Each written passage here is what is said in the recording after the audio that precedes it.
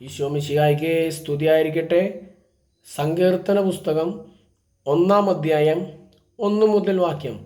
ദുഷ്ടരുടെ ഉപദേശം സ്വീകരിക്കുകയോ പാപികളുടെ വഴിയിൽ വ്യാപരിക്കുകയോ പരിഹാസകരുടെ പീഠങ്ങളിലിരിക്കുകയോ ചെയ്യാത്തവൻ ഭാഗ്യവാൻ.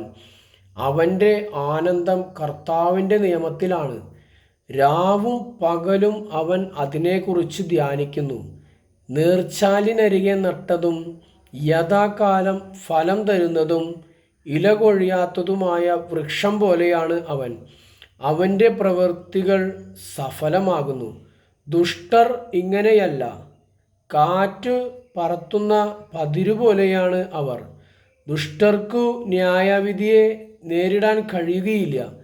പാപികൾക്കു നീതിമാന്മാരുടെ ഇടയിൽ ഉറച്ചു നിൽക്കാനും കഴിയുകയില്ല. കർത്താവ് നീതിമാന്മാരുടെ മാർഗം അറിയുന്നു. ദുഷ്ടരുടെ മാർഗം നാശത്തിൽ അവസാനിക്കുന്നു. ആമേൻ. എന്ത് നല്ലൊരു വചനം നോക്കി.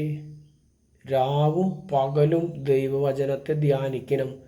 രാവും പകലും ദൈവവചനത്തെ ധ്യാനിച്ചുള്ള ഗുണം നീർച്ചാലിനരികെ നട്ടതും യഥാകാലം ഫലം തരുന്നതും ഇല കൊഴിയാത്തതുമായ വൃക്ഷം പോലെയായിരിക്കുന്നവൻ. രാവും പകലും ദൈവവചനം ധ്യാനിച്ചാൽ നമുക്ക് കിട്ടുന്ന കൃപയാണത്.